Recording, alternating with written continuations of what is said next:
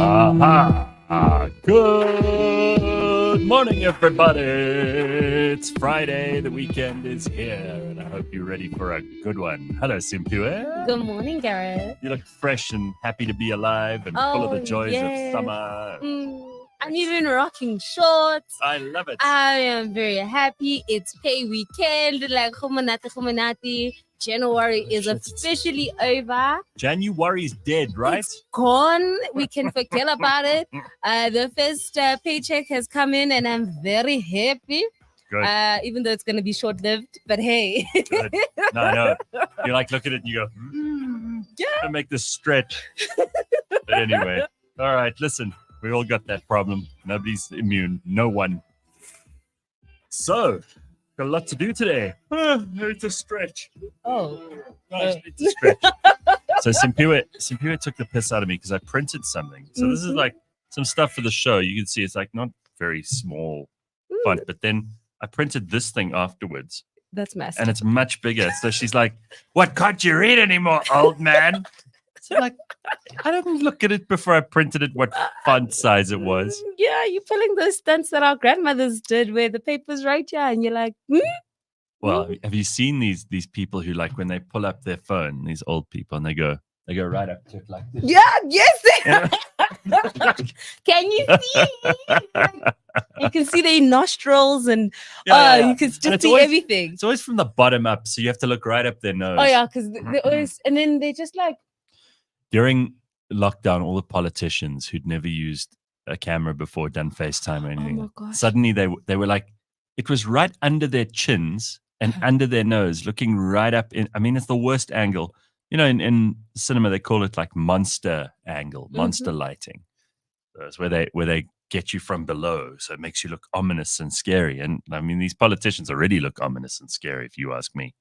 Not a good look for them. Not at all. But we got a lot to talk about this morning. I did the most awesome interview last night. The guy plays Eric Forrester in Bold and the Beautiful. Mm-hmm. What a cool guy. Is he cool in real life? He's 79 years old. He's old. He's been on that show for 37 years.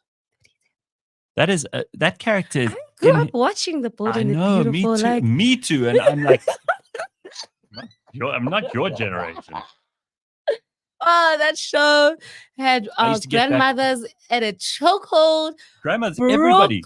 I used to get home from school, and my brother was always like very conscientious. He'd go and do his homework and shit. He's 3 years younger than me. Oh.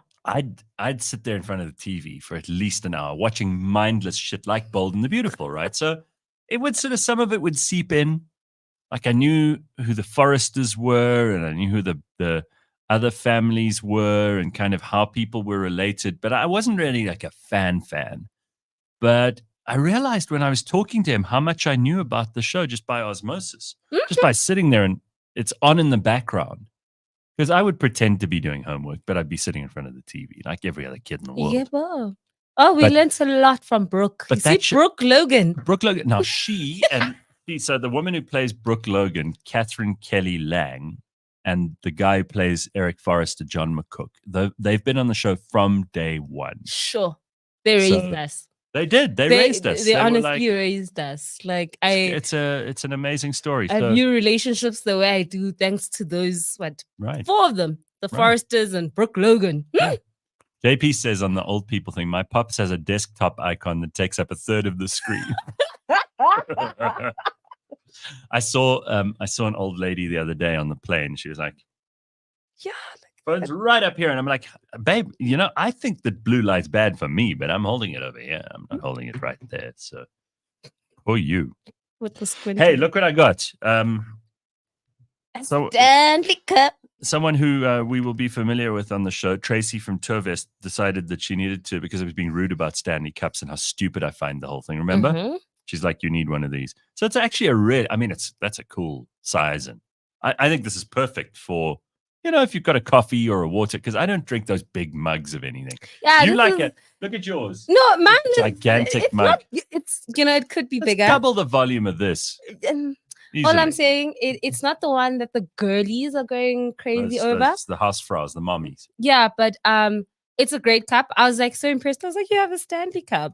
And since we are talking about Stanley Cups, Gareth, there's a here we go. Stanley Cup I knew it wouldn't take long. scam happening. What, in South Africa? I think so. So I got sent a link. Someone was like, oh girl, the Stanley Cups are on sale. And I was like, say less. So I click on the link. It's like 1 day only. It went from like 500 and something to $60. I'm like, oh my gosh, my dreams are going to come true. Until your dreams. Let's just hold on a second. Let's just be realistic here. If your dreams are tied to a 60 Rand Stanley Cup, I think your life is going to be a short one and you'll have achieved most of your goals by the age of 10. Don't judge me, Gareth. It's the little things in life that make me happy, okay? All right. So I'm like, my dreams are going to come true. I'm going to be a Stanley girl. Wow! And then, I don't know, but a voice in me was like, just check the URL. Just, this looks a bit too good to be true. Right. And when I did that, I noticed that, oh, no, it's not the legit 1 day only. And I then decided to go on the official 1 day only website just to find out that, no, it is not true. Simphiwe, people want your money.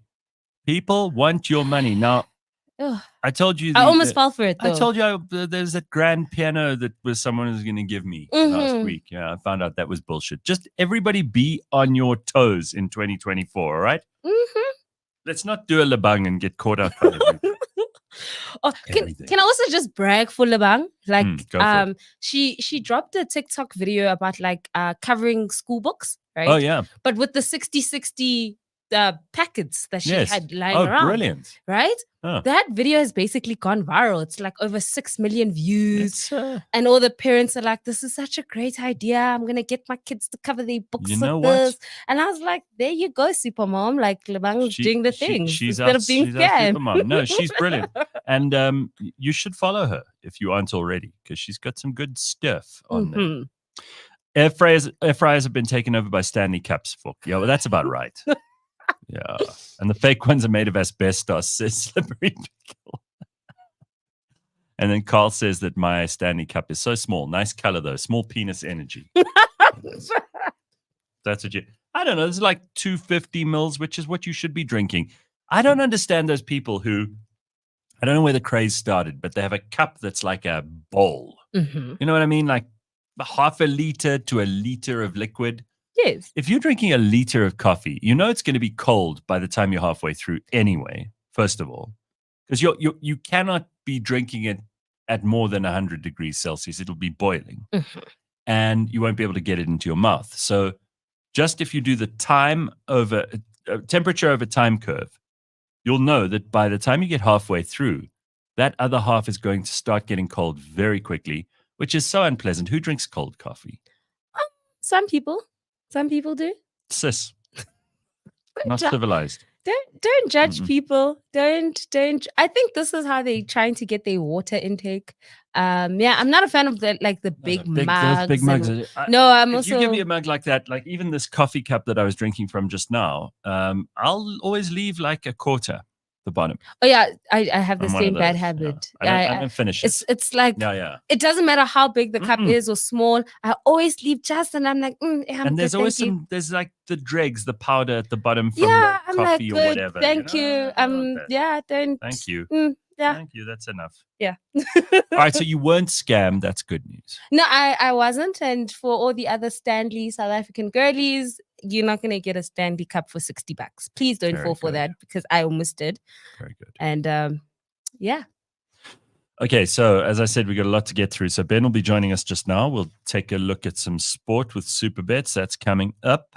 Yes. He wants to talk about a bunch of things. See, Ben's got a whole agenda for us this morning. Of course, he's like the world amateur or best amateur golfer in South Africa. So of course, he has a lot to share. Well, he's a winner, and we love winners on this show. Yes, we do. We are taking the piss out of Ben. Stop the moment he actually. Oh yes, I was like, kudos to you. This is a real competition now. I think we're consistent. Yes, I think give us some props. We're consistent. We will be horrible to you until you start winning, and then we will stand in awe. Yes, it's like Bafana. They're like one. Yeah, we're not going to be beating up on them. No, for a little while. Yeah, until they lose, and then we're like, we always knew it. We are as fickle. Yeah, we're as fickle as like a high school relationship. That's what we are. Yeah. At least we keep it real. We keep it honest. So, hey. Yeah. All right. So people are talking about Brendan Kavanagh's piano incident with the CCP. I don't know what this is. Steve, help me understand this. This is something I don't know anything about. I'd be very, very interested to hear what the hell that's about. Okay. And then, so I found out some interesting things this week. Mm-hmm. First of all, they've done the maths. They worked out, it's not like they do complicated equations for this, but Bill Clinton was inaugurated as US president 31 years ago. Okay. And he's still younger today than the two candidates who are going to be going up against each other in the 2024 presidential election. And one of them is Donald Trump. Bill Clinton was president 31 years ago. Just get that into your head. And these two are older than him now. What the hell, right? What the hell? Can we have an age limit when it comes to politics across the world? Definitely. Like, just like how in business, once you're over the age of 65, they're like, oh, you need to go retire because your mind can't really use you. We need to have the same idea when it comes to politicians. Like, you're 60. No. You're not going to make a great candidate. No, not at all. Yeah, that's a hell of a number. And then we've got to talk later on. Remind me about Scrotox. What is Scrotox? Yeah, exactly. Wait, what is that? You're going to want to know. Just hang on for that, okay? And I've got some interesting updates. You know, I've always thought that Julio Iglesias is one of the greatest people who've ever lived. Yes. Because he's supposed to have had sex with 5,000 women during the course of his life. Now it must be up to 6,000, even though he's an old ass man now. But Julio Iglesias, who I had the fortune of meeting once. Ooh. Yeah. And I asked him for some advice. I said to him, you know, you've obviously got a way with people and a way with women. Do you want to share that with me? Do you want to give me some tips? And he was very like, you know, fatherly stroke grandfatherly about it. He's like, well, my son, you know, and he has this voice and you're like, there's nothing you have that I have. So that we don't overlap in that way. He's got this Mediterranean thing going. Mm-hmm. The guy is aged like fine wine. He sings those songs with a huge amount of echo on them. And women just like that. They swoon when they see him. Yes. It feels like we've been serenaded. It's not in his head. It's in his the whole vibe around the man. Anyway, we've got some stories about him that have rather, let's just say, mitigated my worship of the man. Ooh. Not that I was really worshiping, but I thought he was pretty cool. Now I'm not so sure. You're just like, maybe he's just an average Joe now. Yeah.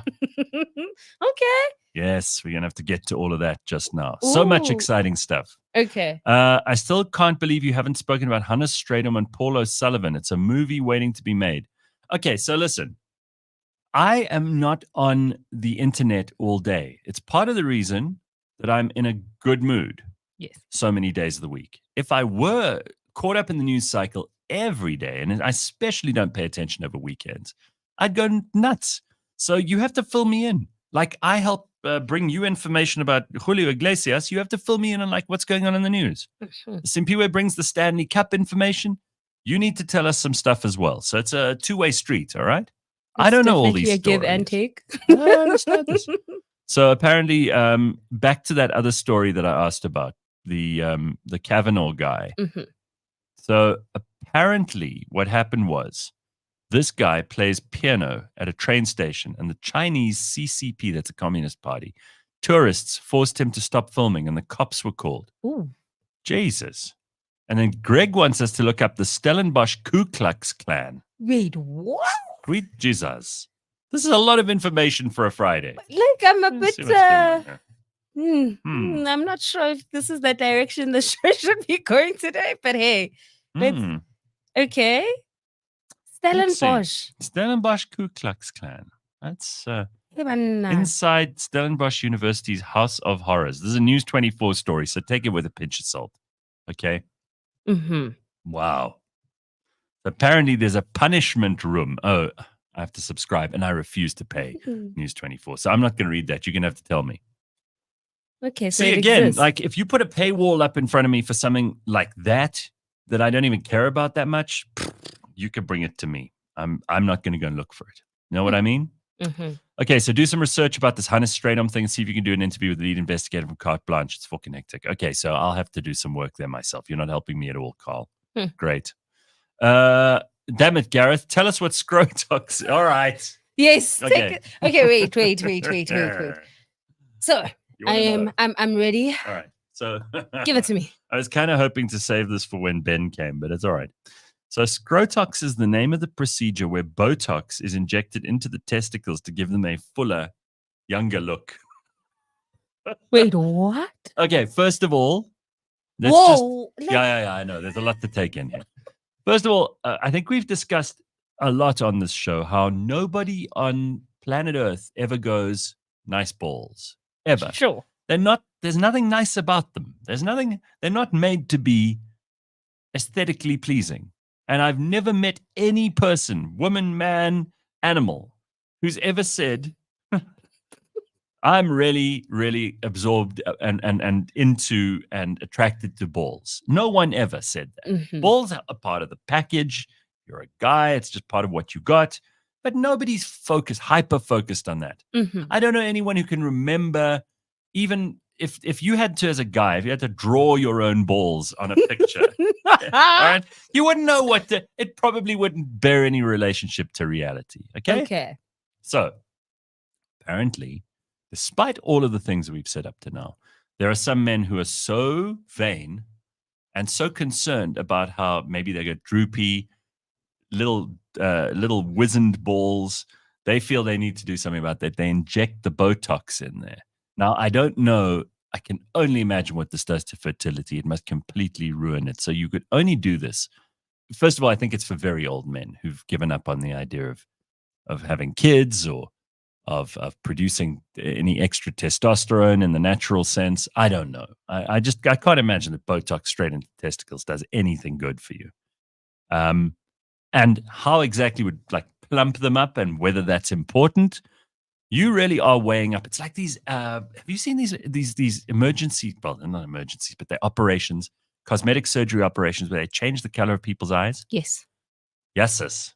Now, and I'm just like, people. And half the people end up blind, hey? Yes, people love death. It's like the same people that go out and do BBLs, the most dangerous procedure out there, and they die.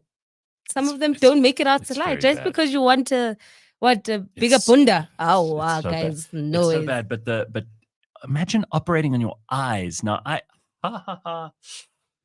don't mess with vision. You know, even Canthan said last year he was having problems with his one eye.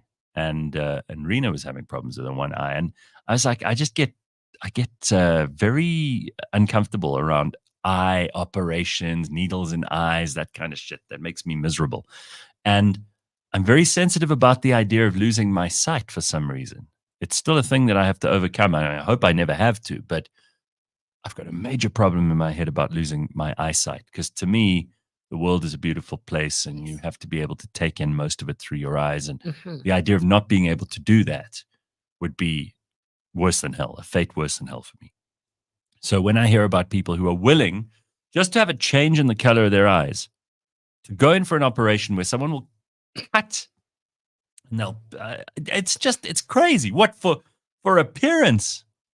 Please. Just wear contacts. And probably no one noticed. And exactly, you can get contacts if you really want to be uncomfortable all the time and itchy. Just put in contacts. But rather you'll be able to see. Yes. Right? Jesus.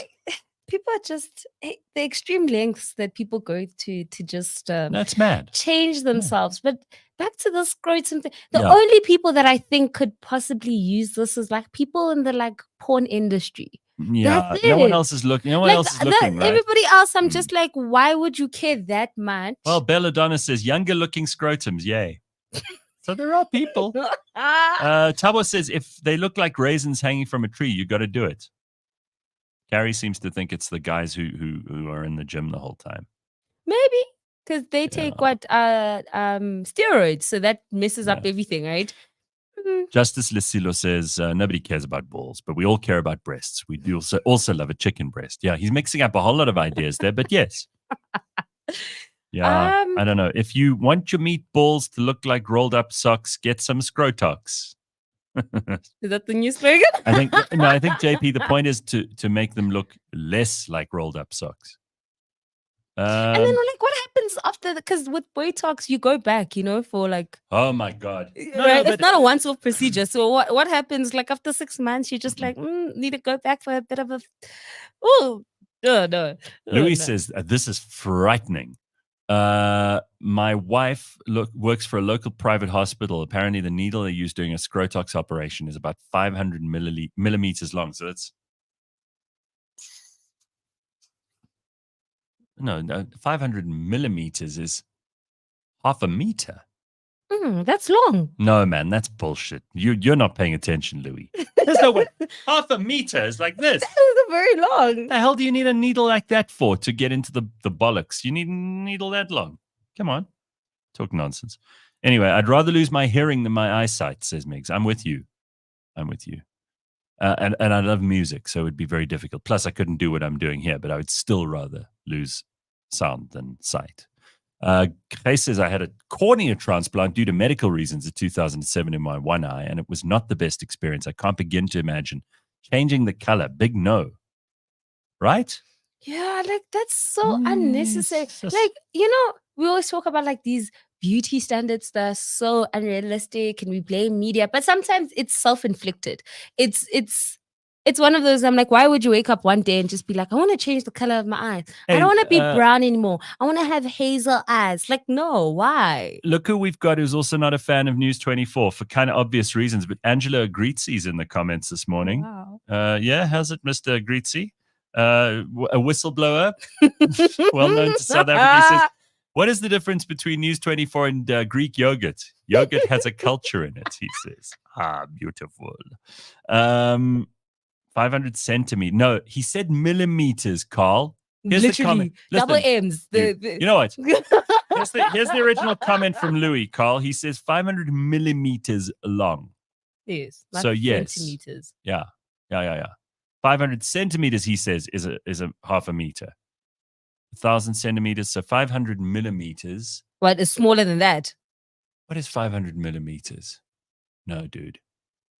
500 millimeters is 50 centimeters, which is half a meter. Yes.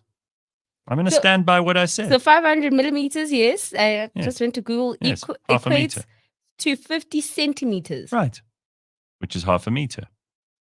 And then I'm going to put that. Don't make me question myself. I'm already I'm uncomfortable about numbers in general on the show because our maths is crap. Okay. So it's 0.5 meters. Yes, which is half a meter. There we go. Oh. See, we even went to Google. All right. Yeah, Carl says, I fucked up. Sorry. Good. Good. Right. Lovely lady Lee says, is that the real Agrizi? Yes, it is. He's been a listener since we interviewed him. Yes. Which happens. I mean, we got a lot of famous people who listen to us every morning. That's why you got to behave yourself in the comment section. Yeah, not just say things, hey? Yeah, exactly. Oh, 100, Seni, 100 like a century. Carl, you dumbass. So now everybody's climbing onto Carl. Okay, leave him alone. We all make mistakes. It's early in the morning, all right? Some people haven't had their first coffee yet. Mm-hmm. So, talking about balls. Mm-hmm. So apparently, famous dog, well, I don't know how famous, but Jemima Goldsmith, who used to be Jemima Khan, married to Imran Khan from Pakistan. Uh-huh. Okay, she's Ben Goldsmith, who I interviewed not so long ago about his new book, his sister. So Jemima has a dog called Brian. Okay. That's a very interesting name. Like many dogs, Brian has been fixed, but he was not fixed in a traditional way. Instead, he used to lick his balls so much that he got a tear in the balls and had to be taken for an emergency orchidectomy, which is a testicle chop. Don't try to lick your balls. From getting Botox to licking. That is too much. But yeah, moral of the story, don't lick your balls or else they're going to get... Yeah. This is stuff you needed to hear this morning, ladies and gentlemen, about balls. There's a lot of balls in the show this morning. Clint from the Val says, Speaking of legacy media, did you see the backlash ENCA received for calling Dricus du Plessis' comments on the ANC controversial? Well, I'm sick of this label controversial being pushed around, and I've had it applied to me a lot of times, sometimes to my advantage, but mostly not. You know what controversial is? Controversial is a label that boring people use to describe people who actually have opinions and who have something to stand for, who care about something, who attach meaning to things, who are not just vapid consumers in the world. So I don't mind it anymore. I used to be sensitive about it, but this is just a perfect example, Clint, of like some very average media platform that's always trying to kind of walk the middle road and trying to seem like they're objective about things, but actually kind of people can see through it from a, quite a distance away. And what Dricus said, whether that is controversial or not, I don't know, because these days I think everybody's of the opinion the ANC is corrupt. I have yet to meet a South African, and I'm talking about the guys who are at the garage, who help you put petrol in your car, Uber drivers, people who are security guards, people who are packing bags in the shops, billionaires. Everybody has the same opinion that the ANC are corrupt. I mean, I don't know how you cannot have that opinion anymore. So yes, shows you how out of touch they are that they still think that's controversial.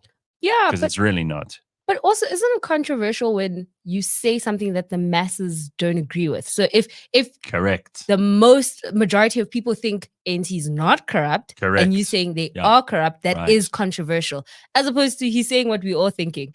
Like we're all thinking it. We're all like, we're hurtful. We need to vote this year. We need to get them out. Like that's not a new conversation. Therefore, that's not controversial.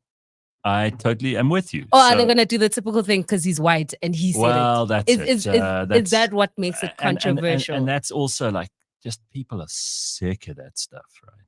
And he did speak, Clint says he spoke facts. Well, also because he's a sportsman, what he's meant to be as bland as all the other sportsmen. And he's not in his industry. He's a fighter. In fact, part of having a personality is that you got to say some things. Yes, he has to speak smack about all his opponents, and so he's created some sort of way of being able to speak up for himself. Patrick's jumping like 10 steps ahead. Calm down, Patrick. He says if one attacks Dricus on those comments, it shows that we're not a free country. No, that's not. We can criticize, and this is how you know you're in a free country. I can say right now that I think Cyril is a turd or whatever, and people can get upset about it. Yes. But they can't stop me. The government can't come here and shut us down because I've said something about the president. Yes. Otherwise, Pumi and I on a Thursday would be shut down. You guys will be banned. It would be illegal. Pumi has said not a nice thing about Cyril for like the last 2 years. Oh, yeah. She's maybe not longer. a fan. So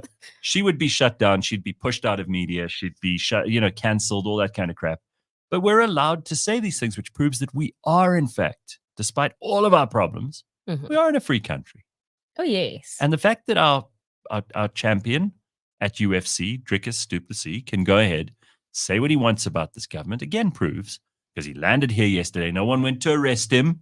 Yes. People were there in their throngs to welcome him. Yes. Hello, Butte. Yeah, people were very, very excited to see him again, rightly so. Yes. So, you know what? We live in a free country, regardless of how they try, because politicians will always try to stop you from criticizing them. Yeah, that's the issue. They have very thin skins. They will make laws. They will make you uncomfortable. It's because he said things that a whole lot of people agree with. Yes. And therefore that resonates better with us than anything that politicians have said for months, years, perhaps forever. The other thing is, as Simphiwe points out, that it's because he's a white dude, and this is a problem because we've even discovered this when we go out and ask white people what they think of politics at the moment. They're like, I'd rather not say. You're like, come on. What? Have you had your backbone pulled out through your asshole? Why don't you have an opinion? You think you're not allowed to have an opinion because you're white? Yeah. Stupid. You are definitely allowed to have an opinion. Yes. And I think the thing is, it's going back to the word controversial. Yeah. Is it a controversial opinion? No, if you think something sucks and everybody else thinks it sucks, it's not controversial. Yeah, correct. That's it. And even if it is, don't be afraid of it. Like, what's the worst that can happen? an argument with some people you don't know on Twitter? Well, that could. I mean, that's terrible. Yeah, people are so. We've got no capacity for risk anymore. This is why we don't have brilliant leaders, because people are always asking, where are the leaders? Where are the leaders? Like, well, they're all over. They've just lost their chutzpah. Yeah. They've lost their ability to have a discussion or an argument. Everybody's so shit scared of being on the wrong side of an argument, they don't even enter the argument. And then quietly, in their own private spaces, they're like, I really don't think the ANC is doing a good job. You're like, oh, really, huh? Really? You know what I do for a living? You want to say that a bit louder. Right, exactly. And they're like, no, it's fine. No, for sure. Hey, Ben, we were just talking about your success and your win last week. And here you are. Thanks, guys. On the camera early morning. Thank you for at least, washing your face before you came to see us. He's honoring us with his presence. Like, look at him. All right. So are you still basking in the glory of your win in the presence of Gary Player last week? Gosh, this is not a flattering light. I look about 107 this morning. Yeah, of course, Gareth. I'm trying to give you natural light, but I worked so hard yesterday. So I didn't get much sleep.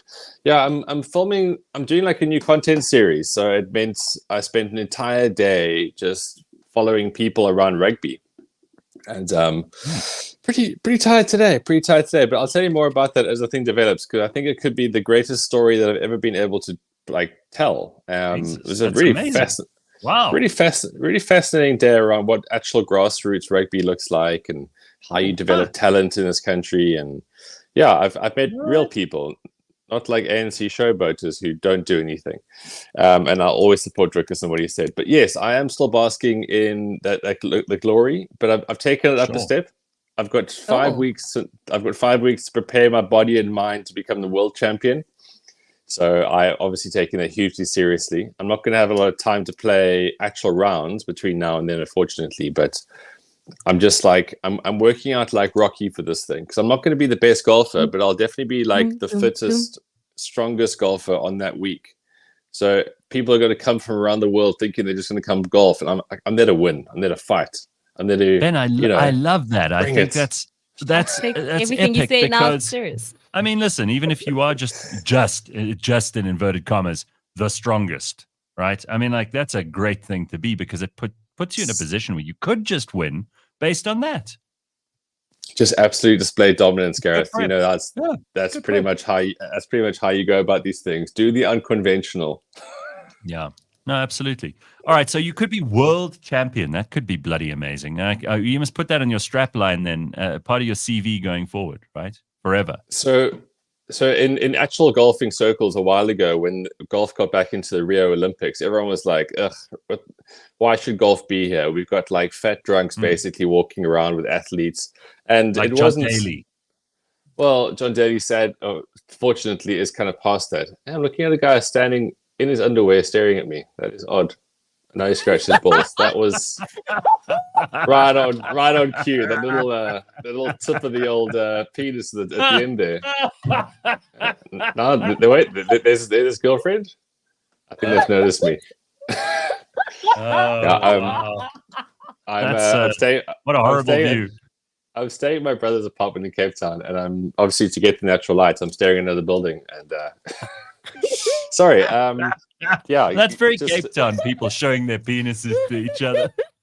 It's like, but it was like, that was the longest 5 seconds of my life, staring at that guy who's staring at me, who now is now gone. It's not like you looked away. Well, I mean, he caught my eye line. I just couldn't miss it. So, as I was saying about the like golf at the Olympics. So, yes, like golfers went there because they wanted to become Olympians, which I think is almost like stolen valor. Because I think to be an Olympian, you've got to be like a proper athlete. And no disrespect to like clay pigeon shooting, ballroom dancing, sure, sailors or whatever else gets you into the Olympics. But like, you've got to run or throw or hit something really fucking hard. Hey, by the way, I met a guy the other day who I'm going to get on the show at some point.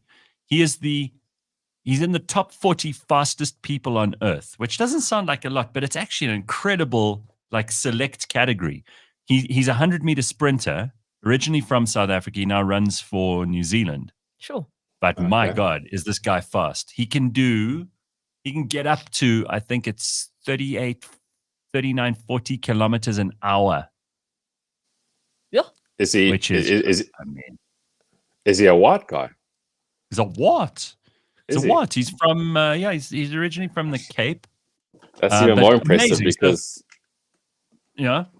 that's even more impressive because us whites don't really have as much fast twitch muscles. It's just how it works. That's right. That's right. Yeah. I mean, it's usually the Kenyans who win these things, but No, I did think it was pretty sorry. cool. Sorry, Gareth. I have to correct you there. I can't let that go. Kenyans win the long distance. They're not sprinters. Okay, sorry, quite right. So it's just Usain Bolt and then a bunch of also rans. He's from Jamaica, isn't he? He's Jamaican. Oh, okay. This guy is super, super fast. And I mean, again, your whole life is geared around what you eat, how you train. You can't train too much because then you get very heavy. You can't train too little. You're not strong enough. You know, you got to be somewhere in that Goldilocks zone. And it's just, I think it's an awesome thing to be one of the, even if it was in the top 1,000, like fastest people on earth is a fantastic thing to be able to say. And if you're in the top amateur golfers in the world, that's a bloody amazing thing to be able to say. I think it's cool.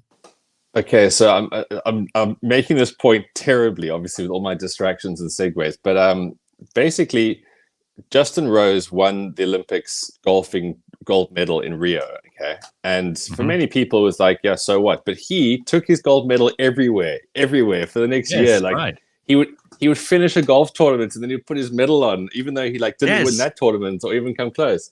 And I thought there was something so cringe and so incredibly likable about that. So I'm going to be that guy. I mean, I'm not one of the best amateur golfers in the world, but by a view of like a loophole and an exclusive niche, I'm playing a tournament with world status, and that is not going to stand in my way of being a world champion. Oh, you must do it. Own it. That is absolutely the owning mindset this. more people need. Yeah, and if people don't, if they don't like it, screw them. They can enter next year and try their luck. Exactly. Let's see how far they get. You know. That's it. You know, people that say that Drickus got lucky on the scores on the weekend. Okay, you go do that. You go try beat him. I double, triple fucking dare you. Yeah. All right. So listen, let's get into some sport because we don't want to waste any time here. We're already talking about sports, so it seems apposite. Beyond the Scoreboard with Ben Karpinski. It's powered by Supabets. What do you got for us? Well, we've got a huge weekend of football. There is a lot of cricket. We've got a smidgen of rugby. And then for good measure, we are wrapping up with the Aussie Open tennis because it is that weekend, right, where it all happens. Just to start with the tennis, because we currently have Djokovic on court. He's playing against that super skinny Italian guy. And that Italian guy, to his credit, he's come out of the blocks firing here. He's 6-1 up, 2-1 up in the second set. I don't know how this guy has ankles that actually work. I mean, he's about 6'8", but he's got ankles like this. And tennis is a very back and forth, left and right kind of game. How this hook plays on clay, I have no idea. Does he have a name? That skinny Italian guy? Yannick Sinner. And if you look at his name really, really quickly, you just see skinny. Because there's S in it. I mean, no, but like seriously, if you turn on the Aussie Open right now and you're not entirely sure what day it is, and you look at the circ, he's clumsy. He's like a newborn antelope, and you go, oh, okay, this must be a first round game, and Novak's there. But this guy's good, and I think he's been on the cusp of like one really, really huge result, and this could be it. So if you're watching sport right now live, then this could be a good game to watch. If your job isn't that boring, isn't that interesting on a Friday, sit in. Get into it. And then the other semifinal is going to be Medvedev versus Zverev. And I like this Medvedev guy. He's Russian. He's had a bit of a rough run of things. He likes to bait the crowd. You know, this is what's cool about tennis again. There are actually some characters, and it's not just about kids whose parents didn't really like them and forced them into an academy to become excellent. There's actually people playing this, and it's interesting. So that's something to really look forward to. And then on the women's side, we've got Xingwen Zhang will take on Arina Sabalenka in the final. Who is Xingwen Zhang? That sounds like a new thing on the KFC menu. Guys, let's not push it. You know I don't know that much about tennis, and if you want to pry me past the pronunciation butchery, then I think you're going to get very little out of me. So that is the lady. I mean, you know me. Once Onstra Berg gets knocked out, I sort of black out from women's tennis. I can't do it all. Okay, so going into the crickets, have either of you gone to a SA20 match yet? No, you know the answer for me. Why Not do you yet. hate Not yourselves? yet. Why do you hate it? Like, come on, there's nothing else that's that interesting in Johannesburg right now that you can't go to one of these games. We'll take your word on it. All right. So, I mean, unfortunately, Joburg Super Kings are the worst team right now. Every team has played 6 matches in the log, and the Joburg Super Kings have all of 6 points. So they're getting dicked by about pretty much anybody right now. The Paarl Royals are the best team. They're doing really, really well. They're on 22 points. The Durban Super Giants are on 18, and the Sunrisers Eastern Cape, who unfortunately lost last night, they're on 15. So those are your 3 major form teams right now. The Paarl Royals, the top team, are going to be playing a doubleheader this weekend against the Durban Super Giants. So those like real clash of the Titans or Super Titans or Royal Titan, whatever you want for analogy-wise. So today, right. if you are in Paarl, I mean, the weather's been stinking hot down here for the last few days. It might be cooler today. And Paarl's a great place on a Friday. Get a box wine in the car before, ease into it. I mean, what a time to be alive out here in Paarl. So 5:30 tonight. And then Saturday, Sunrise Eastern Cape will take on Mumbai Indians, Cape Town at 1:30, and Pretoria Capitals versus Joburg Super Kings. The Trans-Hoekskade Derby in the T20 will be at 5:30.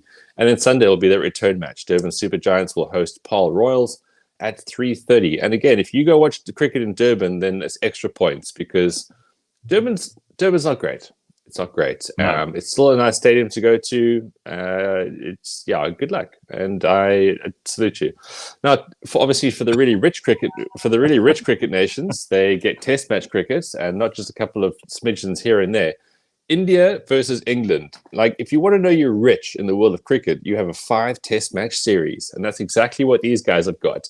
It's basically like everyone's on shitty deck chairs on the beach and you have your own cabana. That is what these guys have, and they are flaunting it, and they're going to be there for a very long time. So India they're doing well. They currently whipping England with 246 all out in the first innings yesterday, and India are cruising at 157.42. And if you really like what's going on here, you can watch these Oaks all the way through to March, because as I say, it's a 5-match Test series. Oh, it sounds so good. I'm seldom jealous in life, but it would be so nice if my nation meant enough that you could play 5 Test matches, not 1.5 with a dodgy pitch. Anyway, that is a slight rant which had no real meaning in the greater context of things. Let's move on to rugby. Now, these Oaks are finally getting a bit of a break. You know, like rugby is generally a winter sport. In the professional era, it's just a sport. Right. So these guys have sacrificed their Decembers. They've sacrificed conventional holiday time. They play right through. And then finally, they get like a slight 2-week window right now. But first, the Bulls will take on the Lions at 3 o'clock tomorrow in the URC. And then basically the other teams will be back on February the 16th. So Valentine's week, nice break. And then the Investing Champions Cup will come back in April. So, I mean, it's good because these Oaks are definitely playing themselves into the ground. The big thing to look out for this weekend will be in the football with AFCON and the FA Cup. Now, Bafana are through to the last 16 in AFCON. They'll play on Tuesday. They're taking on Morocco, who won their Group F. Now, again, like, I want to be really excitable about this, but, you know, we beat Namibia. Namibia. I can't even say it properly. We beat Namibia 4-0. Great. Awesome. And then drew 0-0 to Tunisia, who finished bottom of the group. So, you know, Bafana taketh with the one hand and they sort of giveth with the other. Or is that double taketh? I don't know what the analogy is, but Bafana will play on Tuesday. Tomorrow we've got Angola versus Namibia at 7 and Nigeria versus Cameroon at 10. Now, if you're on Supabets and you want to have a bit of a play around this, a lot of these games have been quite boring draws. Generally, when you get into knockout football, the stakes get higher. People maybe take less risks. They sort of get more defensive. They sort of shell up a little bit. There's BMT that certain teams shall have. But I think if you really are looking for a play and you're really uncertain of a result, play for some draws. So even if it goes into extra time and penalties and the team wins, you always bet on the 90-minute outcome. So have a dabble on a few draws in AFCON when you're on Supabets this weekend. I think it'll be prudent. It won't be exciting because these Oaks will be cancelling each other out. But I think if you want to play, which is obviously our game here, then have a bash at that. And then we've got FA Cup. The Premier League gets back this coming Tuesday, but FA Cup 4th round right now. So we've got Chelsea versus Aston Villa, Spurs versus Man City. Those will be your 2 massive Premier League games. And then we get into the sort of more also rans / Cinderella stories, as they call them. Sunday, we got Liverpool versus Norwich, Newport County AFC versus Man United also on Sunday. And then Blackburn will take on Wrexham, Ryan Reynolds' team on Monday. So again, have a bit of a dabble, play some multipliers with Supabets this weekend over the rugby. If you like a bit of live action, SA20, and of course England capitulating in the heat against India, it's a nice balanced sporting weekend. And just to go back to the live results, that skinny Italian oak is still beating Djokovic. But hey, Djokovic, the greatest of all time, right? He's plotting his way back there. And that oak's, of course. And that Italian's ankles are going to snap at some stage. I don't want to call it, but also I won't be surprised. So you can short people when you bet as well, can't you? I mean, you can actually bet against people. Well, you bet against people. I think shorting isn't quite the term, because shorting is more in the financial trading kind of thing, But I mean, for example, what Carl's talking about, he says, by how many goals will Bafana lose to Morocco? I say 3. So he's going to back Morocco in the bets. That's what he's going to do. So yeah, you find the market where Morocco are superior. Yeah, that's it. Okay, so Ben, you mentioned that you're on this project where you're talking to rugby players, and you were explaining what you were doing yesterday. So just give us a little bit of insight into that. Might be interesting for us. Yeah, I'll unpack it as I go. But for the last 5 years, I've been creating a series called the Won't Quit Crew for Rowdy, which is my sort of major clients and people I love a lot. Mm-hmm. I love them because they actually like backing stories. You get a lot of companies that say, I want to be in sports. Who can I sponsor? And we've taken a slightly different route and telling these stories that are very unconventional. I met a guy in Cape Town probably about 8 years ago. Is a guy called Murray, and he was running a development system where he was basically getting kids from Khayelitsha and surrounding areas into rugby. So it wasn't I going to do a little clinic and then we'll wrap it up and see how it goes. Everyone gets a cap and a t-shirt. The Soak was trying to find a way how you can get kids into a different way of life through rugby. And so he's now been doing this for 10 years, and he now has kids that started at 12, just catching a ball, now playing professional rugby. I mean, there's Oaks overseas, there's guys currently in the Stormers squad. He is the actual tangible blueprint of what development sport looks like. So I've really wanted to tell this guy's story, because everyone pays lip service to the stuff. Everyone is semi-committal. Everyone ticks a box. This Oak has dedicated so much of his life to it. And fascinating dude.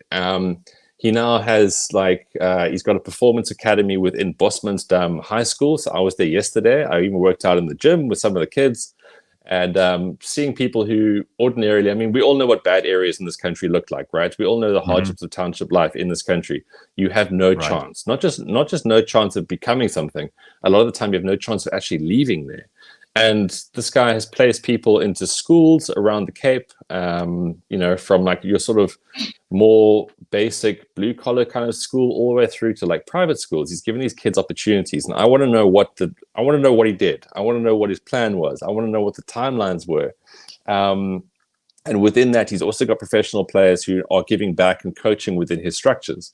I was at this rugby club yesterday in Para, which I didn't know existed. I mean, it's club rugby. I don't know much about it.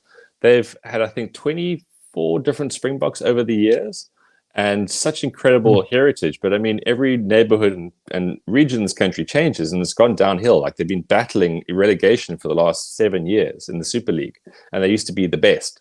I mean, they had guys like Donny Gerber and Tion Strauss playing back in the day. They had big names. And now what this guy Murray's done is that he's connected his talent with the existing club. And now they've got a club team as well. So they've got high school teams. Now they've got a club academy team. And the circus he's so selfless, but at the same time, he's just so impactful and smart about what he does. And, it's the reason I brought this up, because I just wanted to know who the hell this is. This is a painting or something.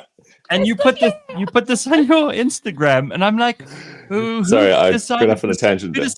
Who decided this painting was worth looking at? It reminds me of that statue of Cristiano Ronaldo that everybody hated so much. That is not Cristiano Ronaldo. That is horrible. Okay, but that sculpture is like this painting. Now, who's this meant to be, Ben? Okay, so I'll give whoever's watching live on the screen 20 seconds to have their own guess here. So this guy, so the red there is obviously of the club, and that they changed their jersey to full red after being inspired by the British and Irish Lions. this player here, he represented both South Africa and Australia, and his name is Tion Strauss. It's a horrible painting, though. I mean, he can't be happy about that. All right, so there we go. If you're watching the show, then this is why you have to like and subscribe. So go along, do that right now for us. Otherwise, we will not let you see these amazing things on a weekly basis. Tion Strauss, semi-blackface and abstract art is something that everyone needed this morning. Wild. It's a great picture. People, wouldn't you hang that up in your house? Oh hell no! I don't want nightmares.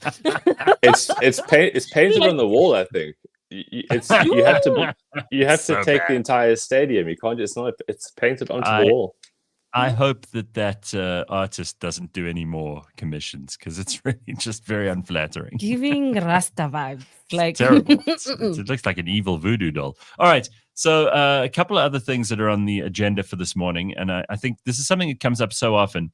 It's a news story about men's self-image. All right. So let's talk about this for a second because you've brought it up a couple of times before.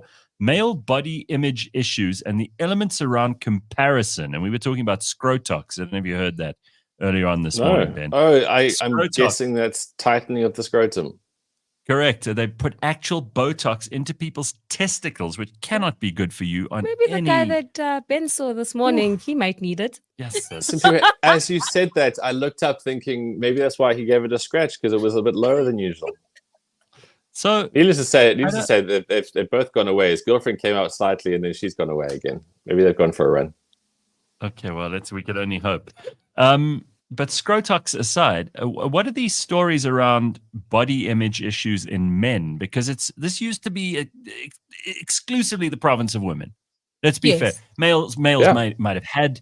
We might have thought, I'm not as thin, I'm not as strong, I'm not as lithe, I'm not as fast. All these things, but guys didn't really stand in front of the mirror and cry because they were comparing themselves to their friends. Now, clearly, that's changing. Is that a terrible thing, or am I just missing the point? No, I think it's a terrible thing that's become so normalized that people just think that, like, oh, well, that's just what it is. I think even on this week on Instagram, Gareth, you were talking about how testosterone levels are the lowest they've been since so long, and this story goes hand in hand with that. The actual story is that a 70-year-old man 40 years ago had more testosterone than the average 20-something guy now. That's scary.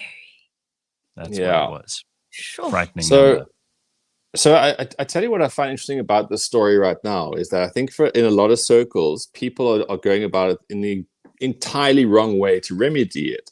So with all things, when everyone becomes a victim and everyone must be shame, the response to this is people must be more compassionate about how people look. People must be more understanding about ailments and that kind of stuff. And I think that's the biggest load of horseshit. So there's no doubt that there's a problem. Like what you just said there is hugely scary. My dad is 71. Right. To think that average guys are on that sort of level of testosterone from 40 years ago, like that's not even like that. That's really it's really alarming. And what people are doing is that they're just going, well, this is where I am. So how do we acclimatize to where we am rather than saying, shit, we need to get back to where we were. And I think that's why people always go about this the wrong way. So screw your compassion and like saying, oh, shame, you got a tough job, or oh, shame, you got a lot of stress. It's like, okay, how do you fight the stress? Or, oh, I can't afford to go to the gym. Okay, but like then cancel Netflix and like Pornhub or whatever else that you're spending money on. People got to prioritize these things properly rather than just normalizing the fact that they're sad and like down looking. Because no one's suddenly going to wave a magic wand and say, oh, okay, so this is actually fine for you now. Well, I think it's also part of this feminization of men, which is it's no fault of women, by the way. This is men have allowed this to happen to them, which is not women's fault. It's the weakness of those particular men that needs to be addressed here. Absolutely. And I don't bring it up as a weakness in respect of women, because if women weren't compassionate and empathetic, they'd be horrific. And I'm thrilled that most women, most well-balanced and kind and considerate women I've met in my life are compassionate and empathetic. But there's something kind of simpering and sad about a man who's too much like that. You don't want, there's nothing wrong with being a guy who understands and who can empathize, But my God, it's been taken to extraordinary levels now, to the point where maybe it's got to do with those testosterone levels being lowered, but it could also just be that men have decided in parts of the first world anyway to become these watered down versions of themselves in the hopes of attracting women who are having to level up in like aggression and confrontational characteristics in order to meet them. And I just don't see how that's going to work. So, Simphiwe, before you try, before you chime in, Simphiwe, with the authoritative view on the subject, I just want to say how difficult it must be for women in so many different ways, right? You've now got to compete in the job sector. You've got to now be more masculine than men because they've dropped off so hugely. You want to win in sport, and some oak with a cock rocks up and beats you. It's quite tough. And I think a lot of the time, just to try counter this argument here, my own argument here is that guys go onto social media and they think, fuck, look at these oaks with their bulging muscles and all these kind of things. Maybe that actually makes them go into their shell even more. But you've got to be useful. And that being useful is being strong. That's what it really comes down to for this kind of stuff. And I think people must not let all these other little things just trip them up. Yeah. What do you say? I definitely agree with you guys. I think for me, and my viewpoint on it is that it's okay to be a bit sensitive, a bit of a guy who's like in his feelings. But when it gets like all the time and that gets a bit too much, that's when the issue arises. And that's what I always say to my friends, that it's okay for a guy to cry now and again. I'm not trying to see a guy cry every day. And I think because women have kind of created this society of like, oh my gosh, I need to express myself and my feelings. You also need to express yourself, that we haven't really looked into how men express themselves and what's the best way for them to express themselves. And that's the issue. And that's what's happening now, is that now you're having a lot of feminine men, and then women are like, oh, I'm going to be tough. And then there's no balance. We never meeting each other, at the same place. Because I'm always going to come in and be like, well, I want a man stronger, bigger than me. And that's not what I'm going to get. I'm just going to get another Simphiwe. And I don't want that. Simphiwe, I need to interject there. I think the issue here is more physical than mental. So rather than emotion, I think we're talking more like. But it's so you're right, sure, Ben, but listen to the story. All right, so I'll just read the headline of this. Despite evidence showing body image issues are on the rise in men, there's a distinct lack of awareness about the problem. Support cannot simply be transplanted from women to men because body image concerns tend to differ according to gender. For women, body image issues arise from the pressure to conform to the thin ideal, while for men, many feel pressure to be muscular, look lean or athletic. So I think that what they're trying to do is treat a masculine problem, and this is where Simphiwe is right, with feminine solutions. Mm-hmm. Yeah, not going to work. Yeah. Not going to work. We don't want to sit. No guy, if a guy has major, let's say some dude has massive body image issues, right? Like massive ones, not where we take the piss out of each other because maybe you're a bit fat or whatever, but major issues. The last thing that guy's going to need is to sit down with a shrink and talk about it, or sit down with his wife or girlfriend and talk about it. Oh my God, no. You see? No, for God's sake, that's going to make him worse, right, Ben? That is literally how you cement a problem. I think so many times that we feel that our problems are unique when they're very, very not. The moment you treat them like that, then it becomes your identity. And then you don't come back from that. And then you put a few years onto that, and now you've got scar tissue of being a bitch. I mean, that is really, I think, it's how it breaks down. And you can't tell me that you go online and go, oh, I feel so pressured by how great these guys look. Firstly, a lot of those people are on steroids, so don't take it too seriously. But secondly, start trying to get that direction. Don't tell me now that there's a social pressure on me. Bullshit. Life's got endless pressure. The easiest way to solve these problems for some people, because this is what society is feeding them the whole time, is A, to sit and complain about it and go into victim, which is the worst thing you can do. Because as you say, it becomes bitch scar tissue after a while. Second thing that society pushes on you is medical interventions, like, oh, you need a pill, or you need to take this supplement, or they're trying to give you a quick fix solution that isn't there. And the third thing is that they want you to sit and talk to other people, which is it may be a great way for you to deal with psychological issues, or for women to deal with all kinds of issues, but it isn't always the best solution for a guy. Sometimes a guy has to go and chop wood, or he has to go and fix something with his hands, or he has to climb a wall, or he has to lift heavy things. This is sometimes the best way for a man to solve his problems. That is so simple, but we're being offered feminized solutions to masculine problems. So just to give you a tiny example, I know I went on a massive tangent earlier about describing this video series that I'm making, but there was an actual case in the school that I was at yesterday where sort of petty violence started like popping up. A lot more scuffles amongst the young boys and those kind of things. And it's because the rugby department was sort of having less funding. There was less money to get these kids playing sports. So what were they doing? They were fighting with each other. You need an outlet all the time as a guy. And if you suppress that or you take that away from someone, you are going to end up with either violence or the other side of just becoming simpy and really useless. Like, you've got to have the thing, like you say, go chop wood, go lift a weight, go for a run, do those kind of things. And then it's not so difficult. When people keep saying, oh, it's so difficult, it literally is the human equivalent of just putting your hazards on and sitting in the fast lane going, my hazards are on. I can't go anywhere. Okay, listen, we've got to take a break. When we come back, I've got to tell you about Julio Iglesias, who I think is fantastic. He's an example of a real man. We'll talk about him, though, in a second or two, because it sounds like he's got some diva antics behind the scenes, which are not so good. Also, Rod Stewart keeps causing trouble on the West End during theatre productions, which is also worth exploring. And so much more, including Ben, you asked the question, and it's unanswered as far as I can tell. How is Big Brother still a show? All of that and more coming up in the next little bit. Don't go anywhere. CliffCentral.com. It is Friday.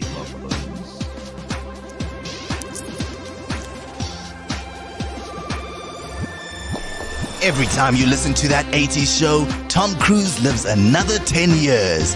Every Friday on CliffCentral.com, Paolo and Dory review movies, reminisce about old songs, remember childhood places that are now car parks, and say some outrageously rude things about Patrick Swayze's brother.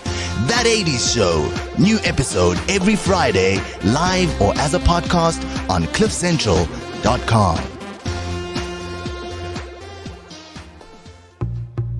I see you smile and it's lifting me high. I see the sunshine light in the sky. If you reach out and hold on tight, we'll make a fun last into the night. I don't care where you're from, you know that we're always having fun.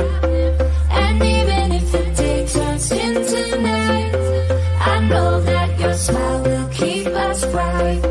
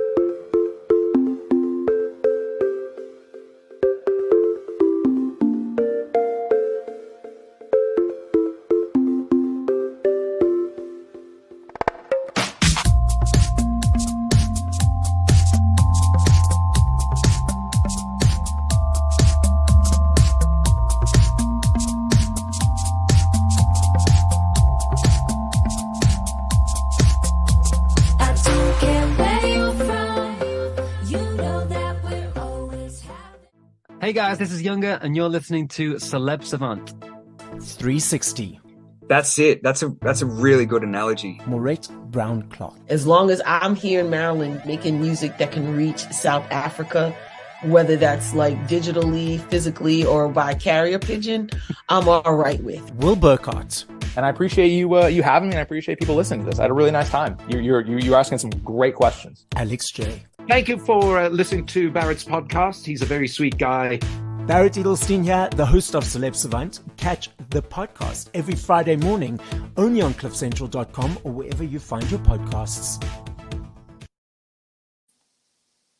All right. It's Friday morning. I just had to herd 2 out of 3 Hadedas out of our lounge here. Mm-hmm. Yes. 3 of these dinosaurs sitting in our lounge. 3. And then you walk in and they shit themselves, so they fly up against the glass. And then they're like a little bit dazed. They're a little bit dazed and confused. And like there's one still left out there. I didn't have time to get him out, but I had to open up all the doors. And they're so dumb. I mean, these are really stupid birds, but you don't want to see them smashing themselves into the glass over and over again and getting brain damaged, because otherwise it's going to become your problem. You don't want to do that with your children either, right? Not at all. Not at all. Okay, so we got a lot to talk about this morning. I mentioned this about Rod Stewart. So, I mean, Rod Stewart's an old man now, but he goes to, this is, I suppose, what you could do if you're a, really successful artist and you just do what you want. Mm-hmm. So apparently he has gone to a couple of shows on the West End in London.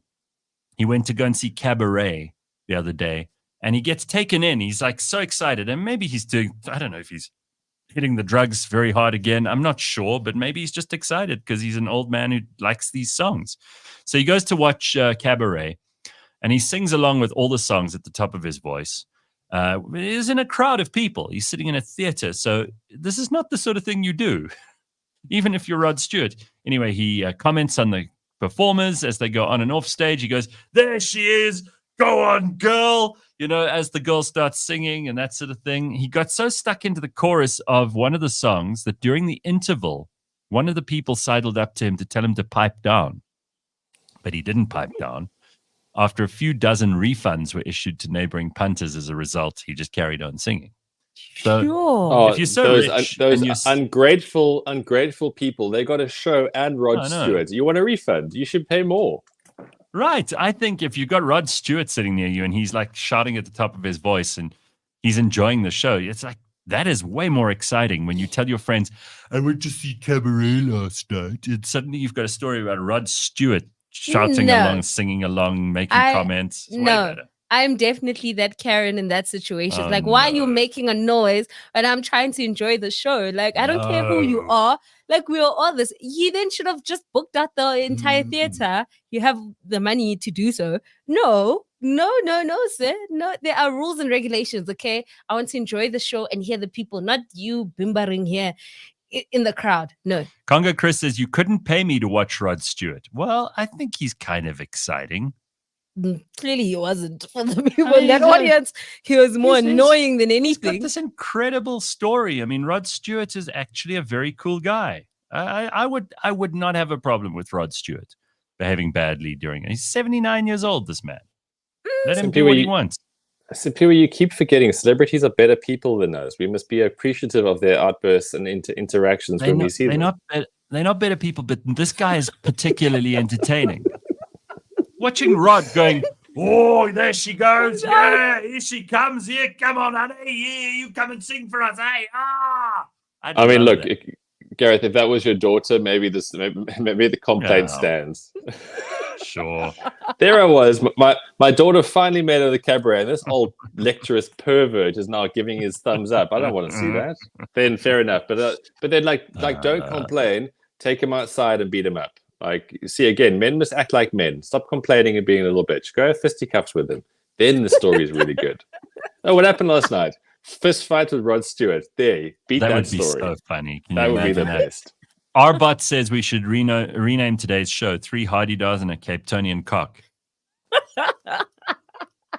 It's good. Just to be completely clear, I did not see that man's penis. I just saw him rubbing it in a kind of dismissive, casual fact. Like, it wasn't. Okay. There was no real intent behind it. Although our eyes met, it wasn't more than that.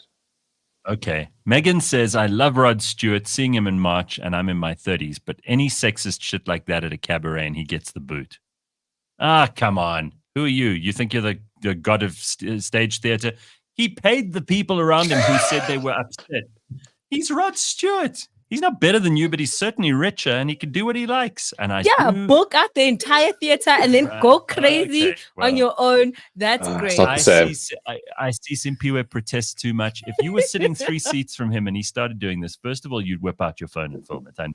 Yeah, definitely, because I need to record my complaint. The camera would be going like this because you'd be laughing a lot. And third of all, you'd get your refund, so you can go on any other night and watch a stupid fucking theater show. You got Rod Stewart standing there. Are you kidding? Come on. People will pay. I am what Megan's paying for her ticket, but I guarantee it's more than the stupid ticket for some cabaret show on West End theater stage. All right. So talking about old ass guys who are still doing the shows. So Julio Iglesias. Yes. This week. He was detained at Punta Cana Airport for luggage. Apparently, he was trying to smuggle in 42 kilograms of fresh produce through security. Strawberries, cherries, tomatoes, meat, lettuce. It's like a whole pantry of stuff that Julio was trying to get through security without declaring it. I don't know if this is in his famous tour rider, but he does have some predilections which are worth commenting on. So he once had 5 gallons of water flown in from his home in Miami to LA across country because he wanted to wash his hair in his own water. Yeah. He doesn't like the water in LA, so he flew in 5 gallons of water from Miami to LA so he could wash his hair with it. Again, if you've got the money and you're a diva, you're allowed to be. Once on tour, he had a tour bus, right? And one evening after a show, they all got onto his bus and they all had a drink. I'm sure it was like 9 women and Julio. But anyway, after a short while, he excused himself, disappeared for 5 minutes, made his farewells. The reason for his visit became transparently clear when the next member of the crew popped into the bus lavatory and saw the bus had left behind a log of such gargantuan proportions that Julio has become shorthand among members of the crew for particularly eye-watering shits. How do you like that? I was not expecting that. He's just displaying dominance. All comes back to displaying dominance. If you want people to know, like, drop a massive log. No one's going to fight you. I mean, it's basically prison. So you say he's demonstrating his dominance. Absolutely. Sure. I mean, Gareth. I think I speak for everyone here. If I feel uncertain about a place, I always drop a major log and just leave it there. All right, so now you know 2 or 3 things about Julio that you didn't know before. He is quite the diva, but that last one took me out. I'm like, wait. Excuse me a minute. I will be back in just a minute. And off he goes and drops a big, gargantuan, eye-watering log. Well, this totally explains why he brings his own food, because he wants to stay regular and show dominance on the bowl. So that's why he brings all that fresh produce in. If he has hotel food, he's going to have like something minuscule coming out, intermittent. So now you know the terminology as well. Doing a Julio, all right? So from now on, when you go into a public loo and you see something unfortunate and ungodly, you know to call it doing a Julio, all right? Now we know. Smell. Very, just very imagine. important. Okay, so Ben, you can't believe this. I can't believe it. Nobody can believe it, but Big Brother is still a show. It's still a show. People are still watching this. Yeah, it's, I think, season 23, 24 of Big Brother Africa. So again, like, I don't have all the answers here, but I mean, is it like what is this? Is it like a voyeurism kind of, I don't know, kind of kink that people haven't got out of their system? Are they really particularly interesting people they're putting on there? Because I don't imagine that's the answer. No, I remember when Big Brother started in South Africa and we had that first season, and they were all real celebrities. There was the guy who shat in the garden. There was dominance again. Drop a log. Well, yeah. I'm trying to tie it all together. This is the theme. There was that chick who just like drank the whole way through it. They weren't celebrities, Gareth. They weren't celebrities. That oak was like a drunk from Durbanville. The other chick looked like a female Bobby Skinstad. They weren't celebrities. They were just available. I don't know. I can't imagine ever watching that show. The one of the main kind of reasons people watched at the time was because there was that shower hour and you got to see naked people on TV. But now that's everybody's naked on TV. I mean, you even mentioned how like real estate shows are just basically prostitutes who are walking into show houses and they're wearing next to nothing.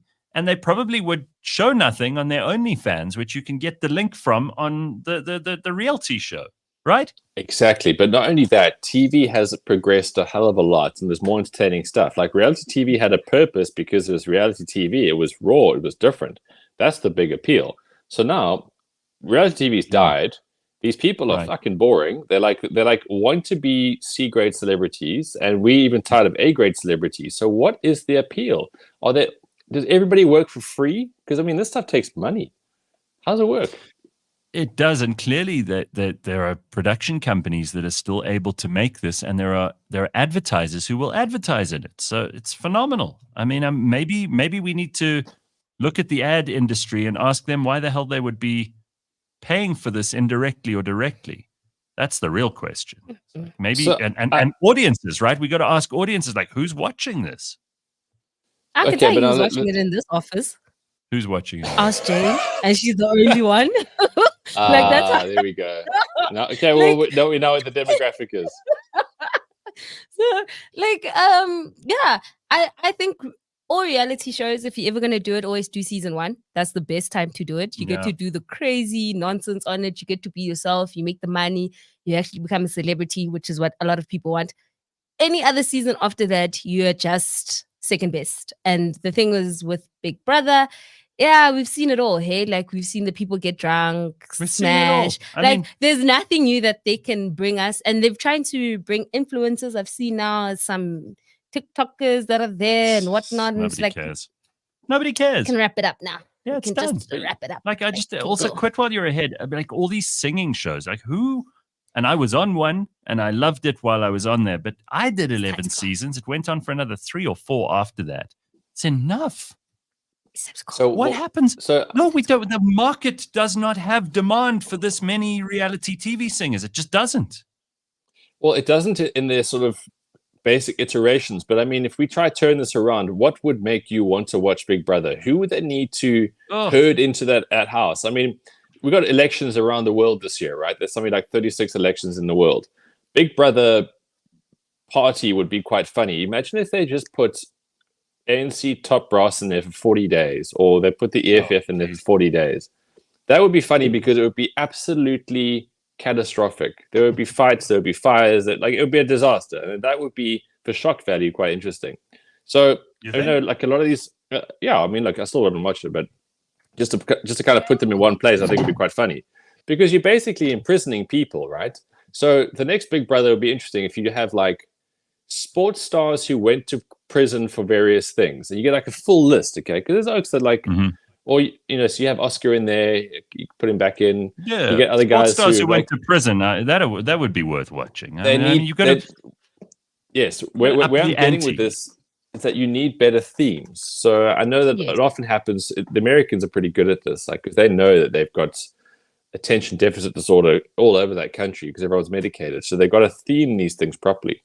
So I think if we had like, I don't know, reformed murderers in Big Brother, that would be quite interesting because one of them would crack and probably murder again.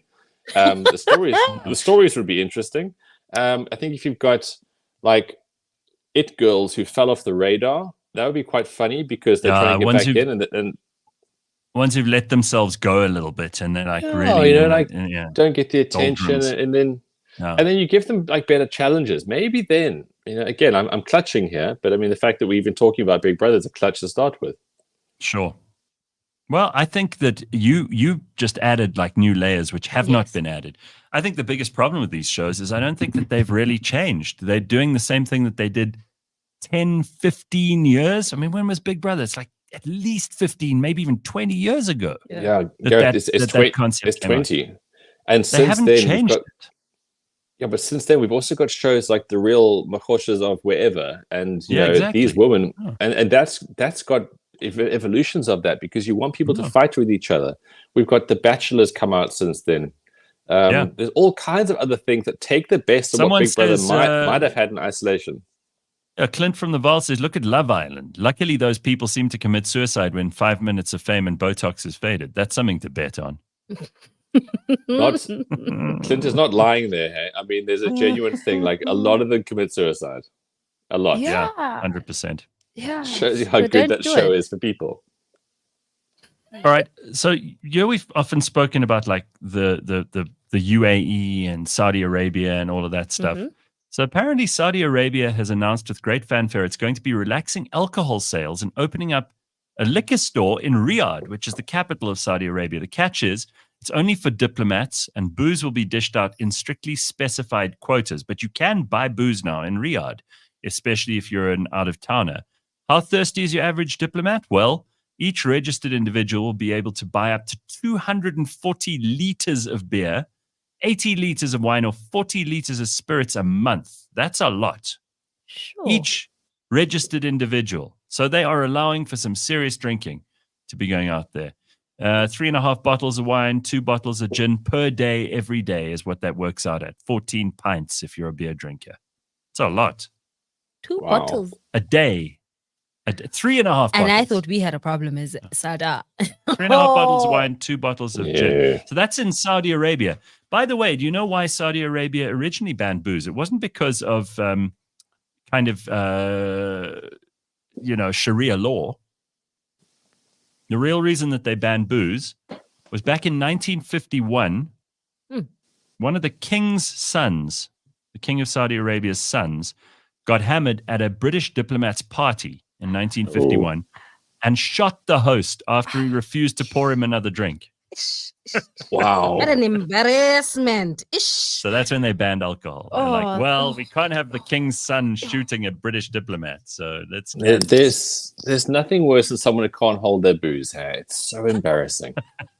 It's very embarrassing. That So thing. Like, it's so don't do that. so unbecoming. Yeah. Like I've told my friends that when we go out now and if they get like ugly drunk, like I don't know them anymore. I'm going to either leave them there or get them an Uber, but I'm not taking care of grown folks anymore. Like I'm not doing that because what an embarrassment. For sure. Yeah, It is very, very embarrassing, that thing. Yeah, I came into contact with a drunk 2 weeks ago, and it was such an odd thing. Like to see a grown man reduce himself to this quivering mess of a nothing because of booze. And like booze is great. He was an old drunk. He's like he was my age. It makes it even more embarrassing. It's just so bad. No. That's was that face and everything, right? Oh, and making no sense, speaking far too loud with far too much confidence about nothing. Gosh, it was embarrassing. I felt embarrassed for humans at that time. And I just felt sad. Like he actually made me feel sad to the core that someone could be such a loser. Congo Chris says we're being very unfair to that king's son. It's a metaphor. Quite clearly, he wanted a shooter. Yeah.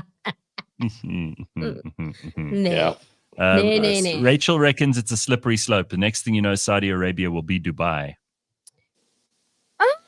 We'll see. Yeah. I mean, it's not like they don't have booze. I think people have been buying, bootleg things. Once something is illegal, Simphiwe, I tell you happening. what, you've hit the nail on the head there. If you want to go back on booze sales into Saudi Arabia, it's been quite big for quite some time. These are all little things that just become a process.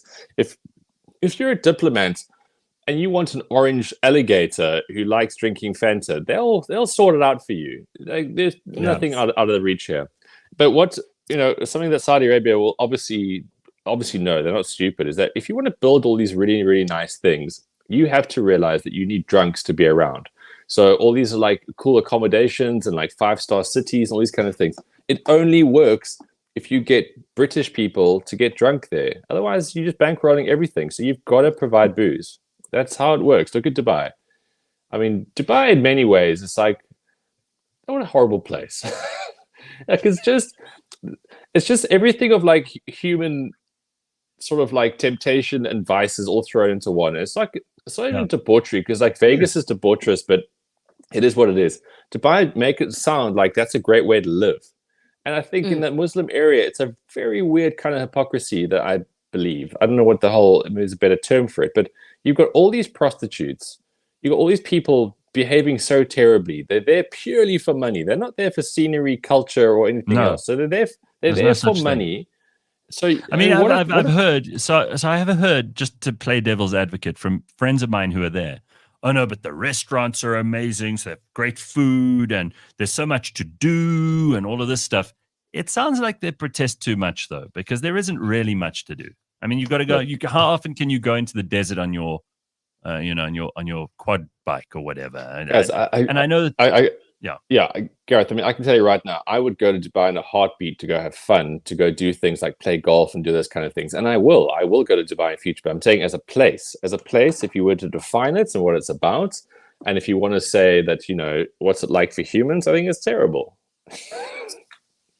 It is, especially for women, the way they get treated. Oh, no. And I'm not talking about the ladies that stay there. I mean, like the tourist ladies that are there for work. The ones that get the BBLs. Yeah, what kind of work? What kind of work you doing? Yeah, I'm just saying it's a very terrible place. It's like you make a lot of money, but you also your dignity goes out the window when you go to Dubai for work. I'm just saying. Yeah, I know a lot of people that work in Dubai and they're good people and they're just trying to support their families or they have better things, because when your government is as shit as ours, you can't ever sort of poke your nose at people who go elsewhere. I'm all supportive of that. Sure. But I think the reason I bring it up is that the whole Saudi Arabia thing, bringing in booze, it's like these countries have to all adapt somewhere to get people into it, and that's why you need booze and these kind of things. I think Dubai went too far. They wanted a city with Westerners, but now maybe it's just the prostitutes. There's just so many prostitutes.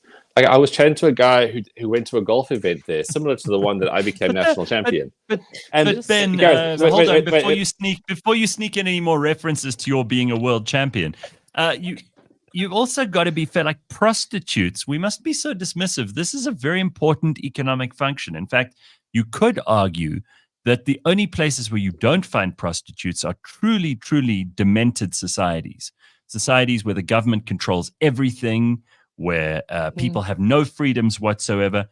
I would say that you could find a correlation. I can't prove this, but I'll do the maths if you want me to. And actually, I think it's fairly evident to anyone who's observing just ordinary human behavior. More prostitutes a society has, the more economically free and the more politically free people in that society tend to be. Look, I guess there's different tiers to it. I think the more child prostitutes you have, that might not work for your theory. No, it's not so good.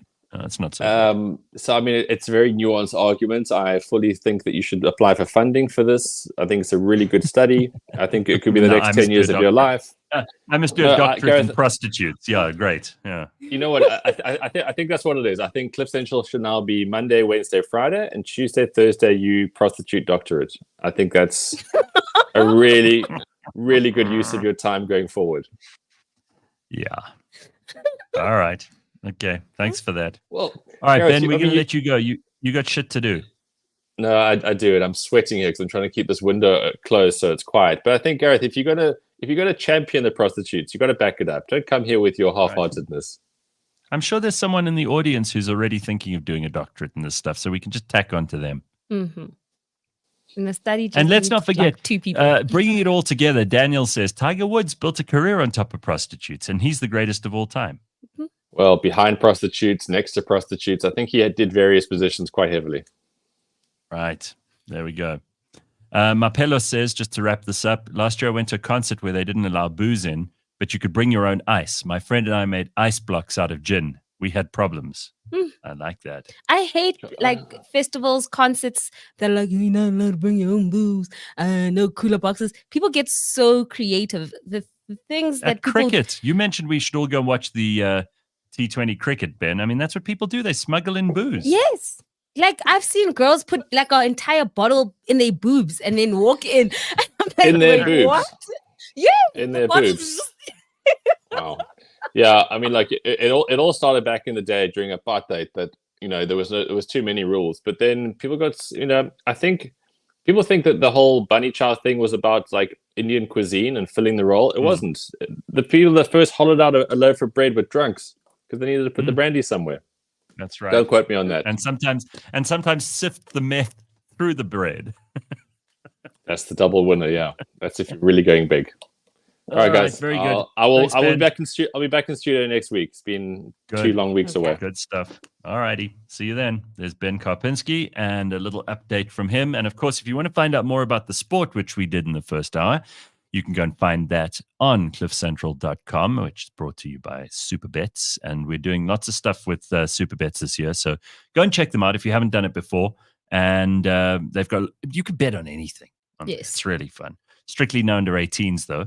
Winners know when to stop, right, Simphiwe? Yes. The South African Responsible Gambling Foundation's toll-free counseling hotline is 0800 006 008. And find out more by going to cliffcentral.com. Here's an interesting thing, an actual thing worth pursuing a doctorate in. What would be one of the most ambitious and most expensive space missions ever mounted by Europe has just been given the green light. Apparently, the Laser Interferometer Space Antenna, which is called LISA, will detect ripples in the fabric of space-time, which are generated when gargantuan, that's the second time that word's come up, black holes collide. These gravitational waves will be sensed by 3 spacecraft firing lasers at each other over a distance of 2.5 million kilometers. Sure. All right, Lisa. But none of those LISA lasers would ever have been able to guess that Stephen Hawking was on Epstein's island. Right? The list has cracked me up. Oh, do you know what I did yesterday? I'm going to show you this quickly. No, what did you get up to? I shot, when the police go into like a riot situation where there's and we had this in 2021, those riots in KZN, they use rubber bullets. Yes. I got to fire all the different kinds of rubber bullets yesterday. Oh. And then they gave me a flashbang round for a shotgun. So I'm using a pump action shotgun here.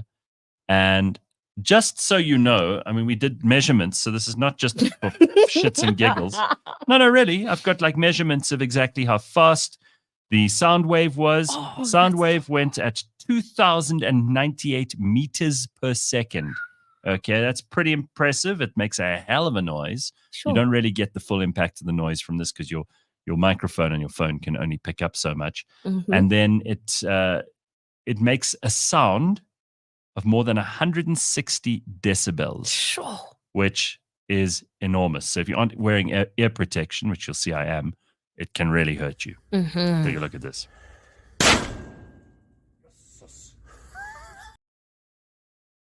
There's no projectile, so that's just to get people to stop rioting. Okay, and here's what some of that looks like to just prove that we were doing there. So the top one that has blown away all that plasticine and goes 7 centimeters into it, that would kill a person. So what they're working on at the moment is stuff at the bottom there that looks almost like a hoof print, which is much less penetrative. So they're using new kinds of rubber bullets in the police. This is South African police to do less damage to people. Can't kill you, but will hurt like hell. So you'll stop doing whatever it is that you're doing. They basically want people to disperse and stop causing nonsense. But it's interesting stuff, right? Yeah, like if you shared this with me 2 years ago, I would have been like, no, it's okay, Gareth.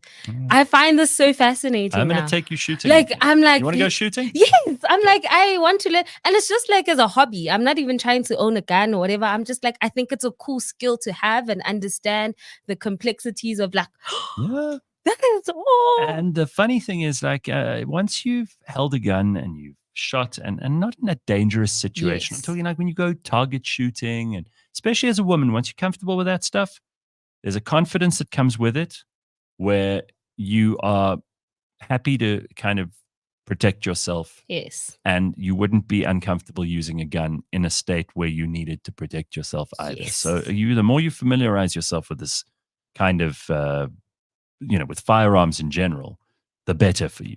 Yeah. Especially if you're a woman, because why the hell should a guy think he can overpower you just physically if you have a firearm on you? There's no way he would do that. And gone are the days where I can also expect men to protect me, So, yeah, exactly. so that's also sadly it's so sad that I'm just like, oh, but yeah, that seems so cool. Like, oh my word, like I'm ready to, just one day, someday, very soon. Right. Do that and enjoy that and understand like the complexities and everything else. Like that's so cool. So you found a video online of predictions from 1924 about what the world would look like now. Yes. So these are people in 1924 that probably not a lot of them alive still. I hope they are there might dead. be a few, but probably not a lot. Mhm. It's 100 years ago. What did they think would be happening in 2020? Well, there's a lot. So there's a video that kind of sums up everything that they've kind of projected or did. And the video I think Ryan uploaded, so you can play that. Okay, so let's take a look at this. Yes. This is 100 years ago. This is what they thought now would be. Predictions Yes. made in 1924 about 2024. Beds will automatically fling children out in the morning. Men's legs will wither away due to a lack of exercise from the increased use of the automobile. Young women will dye their skin and hair, all colors of the rainbow. Everyone will wear flying clothes. Concerts will be performed remotely, and it will not be necessary to travel great distances to see. Horses will no longer exist. Diamond rings will be replaced with 100-pound bags of sugar as diamond supplies will be exhausted. Automobiles will travel on speedways through the center of towns. Family albums will be videos instead of photographs. Canada will have a population of 100 million. Movies will bring about world peace. Life expectancy will be 100 years old, and 75 will be considered young. Movies will be so realistic that it will be difficult to distinguish them from real life. Jazz music will be considered classical. The human family will be at the point of starvation. New York City will have a population of 30 million people and will have no transit problems. Follow for more history content.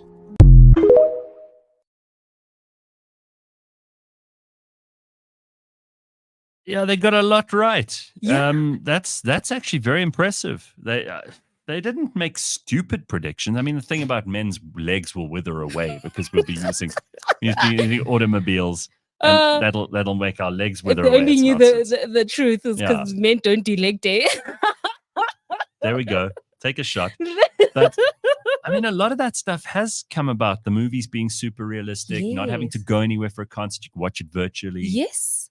Well, they didn't know that in 1924. Like what That's jazz music wild. is now like classical. We Yes. don't even listen to jazz that much anymore. Some with the cars and the highways, horses are gone.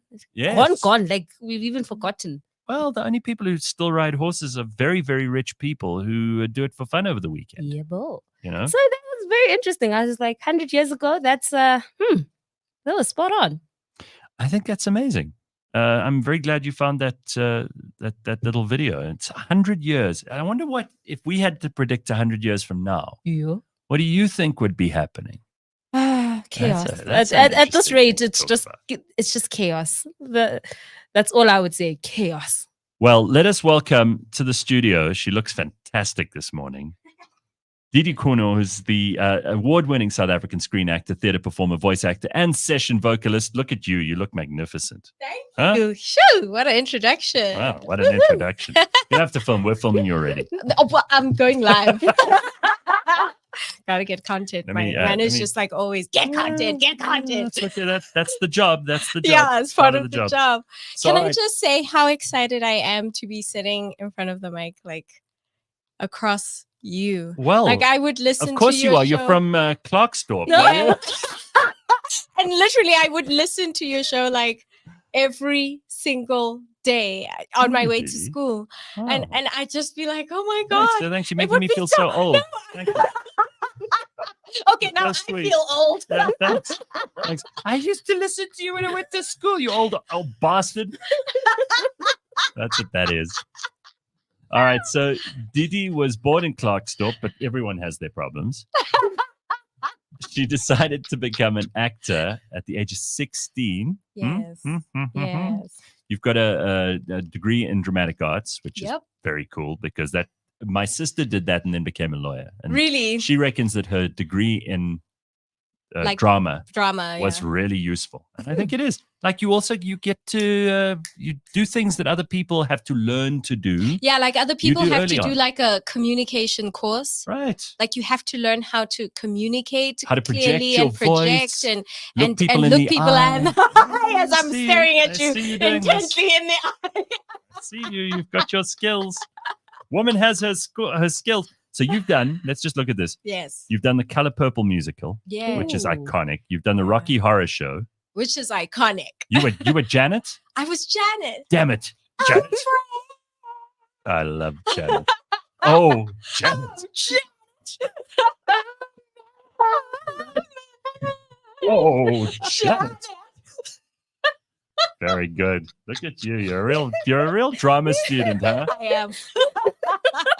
The other thing about the drama students on varsity campus, they're always the most wacky, wild, weird ones. Yeah, we're the quirkiest, and we're like Love it. walking barefooted on The upside down headphones. Someone's commenting on the upside down headphones. It's because of the her. It's for the her, guys. And that is some her. I love it. Yes. God damn, that's nice. Gotta make space for the her, guys. Love it. That's beautiful. All right, so let's just talk about what you're doing at the moment, because you just recently starred in Your Dreams, which is a TV series. Yeah, on Amazon. Amazing. This is on Amazon Prime. Yes. That's the big time. It's the big time. Well done to you. Because Paid in dollars? It's so crazy. No, not in dollars. you're doing an action-filled crime drama on Netflix called Soon Comes the Night. I've seen the promos for that. It's That really looks good. so You guys dope. need to watch it. It's such a good watch. It's really worth it. So you're a big deal actor now. Yeah. Oh. Okay. So you should be privileged that she's here, Gareth. I'm very excited to have you here. What can I say? I really am. I'm do glad love to be this. here. All right. So how does this all work? Because people must come up to you all the time. I also want to be an actor, because acting looks like so much fun.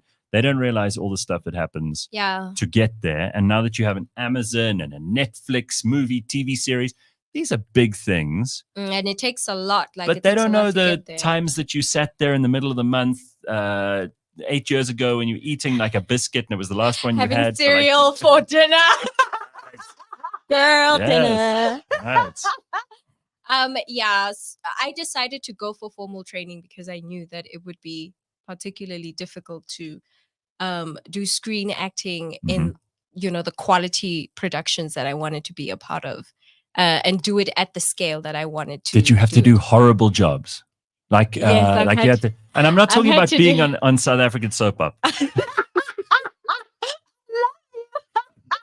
Because that's a horrible job. Horrible enough. But Didi, I mean, so I interviewed last night John McCook, who's been Eric Forrester on Bold and the Beautiful for like 40 years. Okay, so I interviewed him yesterday. And that's Okay. why the soap opera thing's on my mind. Yeah. And I think it's different in America because that is a guaranteed paycheck for this guy for 37 years. That's his role, right? And he would have got increases every year. And he knows the character so well, he probably doesn't even have to put in any effort anymore, even though he'll tell you he does. Yeah. In South Africa, let's be fair, I brought this up so many times long before I interviewed this guy, but in South Africa, the only regular work a lot of actors can get is in soap operas. So we mustn't judge because acting is damn hard. The supply exceeds the demand. And also the industry is not regulated. So it's not like you get royalties for every time that Hell no. your episode or, whatever. You're lucky if you gets get transport repeated. money. You're lucky if you get medical aid or like Yeah. medical health care. So like it's tough. And I also would still do a soapy or a telenovela because it's stable work. And I mean, You got bills. yeah, they're bills to pay. And also there's still so much that you can kind of like fit in terms of your craft in a telenovela. And people love telenovelas. Like South African audiences really enjoy telenovelas. They like make time and sit down every day. It's like a ritual. And so it's a great way to actually be seen by your audience and get like an audience. Yeah. Build an Well, audience. I mean, this is also the industry talk, so maybe most people are not that interested in it. But I think that acting is really a passion, It is. and it's something that, well, certainly for the really good people, right? Some of them, it's like a way to get attention, and it's a paycheck. Yeah. But for the people who really love it, they're prepared to suffer for their craft. We go to school for it. Like we invest in it. Like we do workshops every single year. We have acting coaches. Do you, people who've been on the theater stage, look down on the people who've only ever done screen? I'm going to be honest. She says, rolling her eye already. No, I laugh because there is this idea that theater actors are just more technically stronger and can have stage presence and can hold. But there's a subtlety to the screen. Yeah, there's a subtlety, and they're different mediums, right? So stage performers just have to learn the framing of a camera and learn how to perform for the frame, and yeah, screen actors have to learn how to use their body to just hold and have stage presence and make sure that they project far enough so that the person at the back of the row can feel them. So it's just like two different mediums. And I guess stage actors sometimes have this thing where they feel like they're purists. They could do screen, but could screen actors do stage? That's what they think. Yes. But you don't have to get into that because you've done both. Because I've done both, so. Damn right. Okay, so listen, there's a massive argument that's broken out in the comments section. Ooh. Yeah. So I don't want you to comment on this. Don't feel you have to defend anybody, but I see some comments here. So somebody says, when I was at varsity, this is Carl, when I was at varsity, the drama girls were the easiest to get with for the ugly guys. So thank you for that. For the ugly guys. And then Toodles comes into the comment and says, Carl, I was a drama girl and I can confirm we preferred the ugly guys. Yeah, because the ugly guys, we knew that they're like just better gents, you know, they're not going to cheat on you. They're not going to give you trouble. They're easier to deal with. Yeah, so there's an unspoken bias against good-looking guys. Because good-looking guys are everywhere. Like the moment they get attention. It's again, supply demand. Supply demand. All right. Okay, I got you. I think this is very cool. All right. Let's just talk about this new show. Soon comes the night, because Simphiwe says she's seen the trailer. Yeah. So tell us about this and your role in it. Okay, so I play Detective Sukwati. And basically, Soon Comes Night is like the story of a fictional character, Alex Shabane, who was a political freedom fighter in his youth. And then post-apartheid new dispensation. You don't even need the headphones, by the way. Okay. Post-apartheid new dispensation comes in, and then Alex Shabane is now robbing, he's like a thief. He robs banks and corporates, and he's stealing money, and he's causing chaos for the South African government, and they're trying to overthrow him. Like Thabo and Nandi. Exactly. Actually, literally, like very. Are you the Nandi in this? No, I'm like you're the detective. I'm the detective. I'm the good guys. I'm part of the. So I make my character is a commentary on how the South African police, system and force is started off in, quite chaotic, and is still kind of in shambles. But there are people who really know what they're doing and who try to do the best they can. So are you playing an incompetent or a competent policewoman? So I begin as a very passionate, bright-eyed, incompetent policeman who becomes a detective and then becomes very competent. And I think that is me and Albert Prestorius's character. We represent the people. They had to choose the surname Pistorius, Pistorius. They had to go for Pistorius. Fuck's sake. Really? Out of all the surnames, Simphiwe? Do we need more Pistorius? Hey, what's wrong with Pistorius? They're trying to spin a new narrative, that he can also be a good guy. Yeah? I'm also a good cop. I'm not just a killer. But he really is a good cop. And do you have to like, hello, I'm detective? No. You don't have to do any of that shit. I did not do the detective talk. Thank you. I did not do the bantu education. Because that's a lot of people. Yeah. And I think maybe people would think that that's how to represent people of that time, but no, I decided to make a different choice. No, good. So you got that. How much leeway do they give you in formulating the character, where she's from, making up her backstory? Is that all up to you? No, that's not all up to you. So the writer definitely, writes the story with quite a detailed understanding of who these characters are, where they are from. Because I think the more detailed the characters are, the more layered they are. And the easier it is for an actor to have like context So she's definitely a girl from Soweto and grew up during the 90s, the 70s and 80s. And then in the 90s was a young adult, became a detective, wanted to see freedom and transformation, but realized that it's quite a while. Freedom and transformation it's like a new devil has kind of like taken over. Yeah. Does she get the guy? You can't tell us. Ooh, no, that would be a spoiler. No, I cannot tell you, but it's a good ending. All right. Well, this sounds good. People love this crime stuff. They love a criminal story. Oh yes, like whether that. it's true or it's not. Don't you? I love a good crime story. You know why?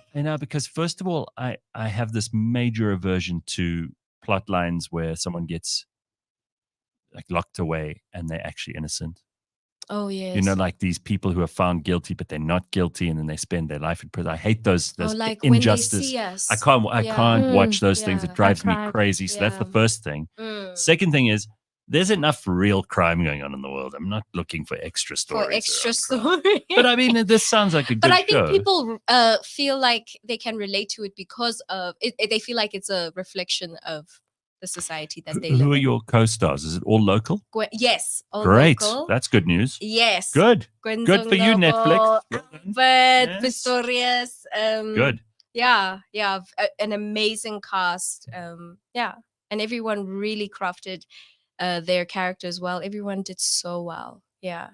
That's fantastic. Definitely tune in, watch. And Netflix are doing more and more of these productions with local people, local storylines, local actors and actresses. This is good shit, right? I mean, this is what you wanted. This is what we've been waiting for. This is what we've been waiting for. Apparently, they invested like $2 billion into just content, creating content. And people like having the local voices, faces. It makes it more real. Yes. Yeah.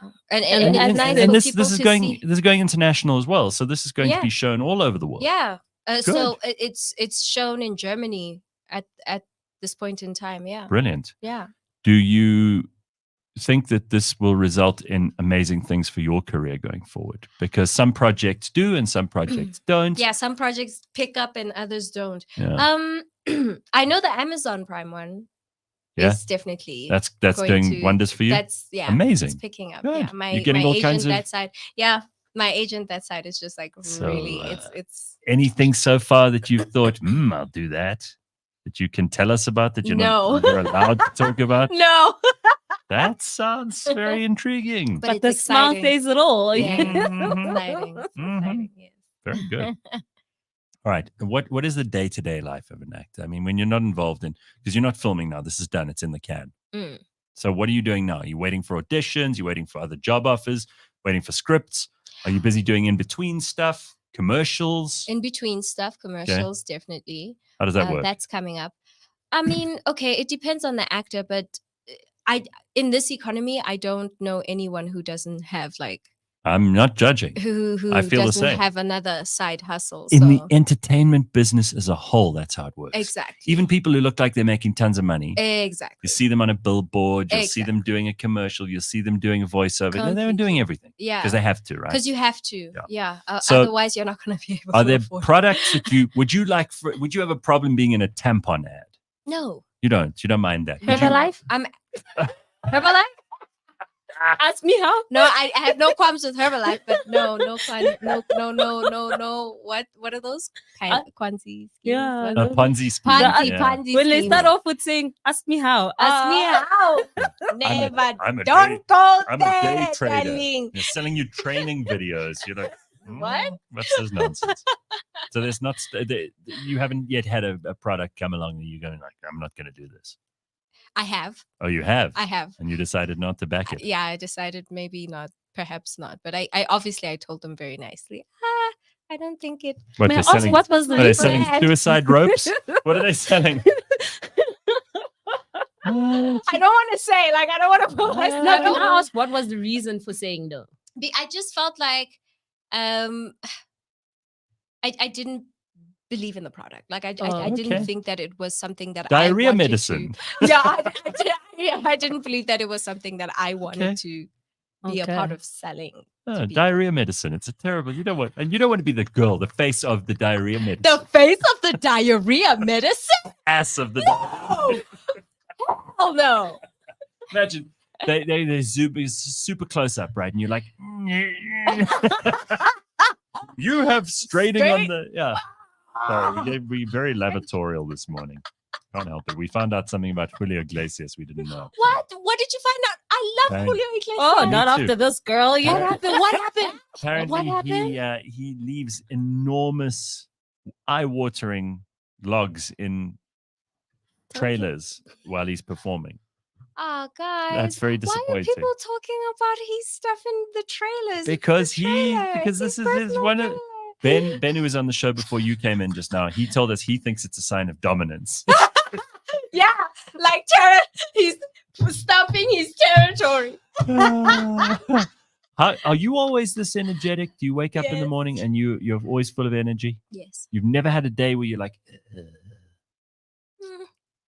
Maybe, but then I do yoga or like I exercise in the morning and then I'm kind of like energetic. how much of your time do you have to worry about being fit, looking good, keeping your skin? Because you've got great skin and you look like you're bright-eyed and bushy-tailed and full of energy. This is a good thing because who wants an actress who's like tired and worn out?